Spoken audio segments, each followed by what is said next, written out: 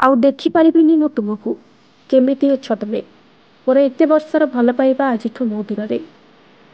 ତୁମେ ଶୀଘ୍ର ଫେରିଆସ ଉତ୍ତମ। ଏମିତି ଗୁମୁରି ଗୁମୁରି କାନ୍ଦୁଛନ୍ତି ଅପରାଜିତା ମହାନ୍ତି। ଆଉ କେବେ ଦେଖିପାରିବେନି ବୋଲି ନିଜ ସ୍ୱାମୀକୁ ଫେରାଇ ଆଣିବାକୁ ସେ ଠାକୁରଙ୍କୁ ଗୁହାରି କରୁଛନ୍ତି। ସେପଟେ ପୁଅ ବାବୁସାନଙ୍କୁ ଘଡ଼ିକି ଘଡ଼ି ଫୋନ୍ କରି ଭଲ ମନ୍ଦ ବୁଝୁଛନ୍ତି।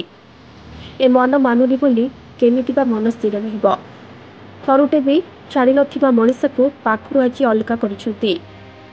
ହଁ ଆଜ୍ଞା, ଅଲିଉଡ୍ ଇଣ୍ଡଷ୍ଟ୍ରିର ମୌଡ଼ମଣି ଉତ୍ତମ ମହାନ୍ତି ନିଶ୍ଚୟ ଫେରିବେ, ଏମିତି ଆଶା ରଖିଛନ୍ତି ଦର୍ଶକ, ତା ସାଙ୍ଗକୁ ନିଜ ପରିବାର ଲୋକେ। ଭେଣ୍ଟିଲେଟର ଭିତରେ ଚିକିତ୍ସିତ ହେଉଥିବା ବର୍ଷୀୟାନ ଅଭିନେତା ଉତ୍ତମ ମହାନ୍ତି ଏୟାରଲିଫ୍ଟ ହୋଇଛନ୍ତି। ଲାଇଫ୍ ସପୋର୍ଟ ଆମ୍ବୁଲାନ୍ସ ଯୋଗେ ଗ୍ରୀନ୍ କରିଡର ଭିତରେ ସିଧାସଳଖ ଭୁବନେଶ୍ୱର ଏୟାରପୋର୍ଟକୁ ସ୍ଥାନାନ୍ତର କରାଯାଇଥିଲା। ଏୟାରଲିଫ୍ଟ କରି ଦିଲ୍ଲୀର ଏକ ଘରୋଇ ହସ୍ପିଟାଲକୁ ନିଆଯାଇଛି। ବାବୁସାନ ଫିଲ୍ମସର ନୂଆ ସିନେମା ବୋଉ ବୁଟୁ ଭୂତର ସୁଟିଂ ଚାଲିଥିବା ବେଳେ ଉତ୍ତମ ମହାନ୍ତି ହଠାତ୍ ଅସୁସ୍ଥ ହୋଇପଡ଼ିଥିଲେ। ଏହାପରେ ତାଙ୍କୁ ଘରୋଇ ଡାକ୍ତରଖାନାରେ ଭର୍ତ୍ତି କରାଯାଇଛି। Report republic Odia.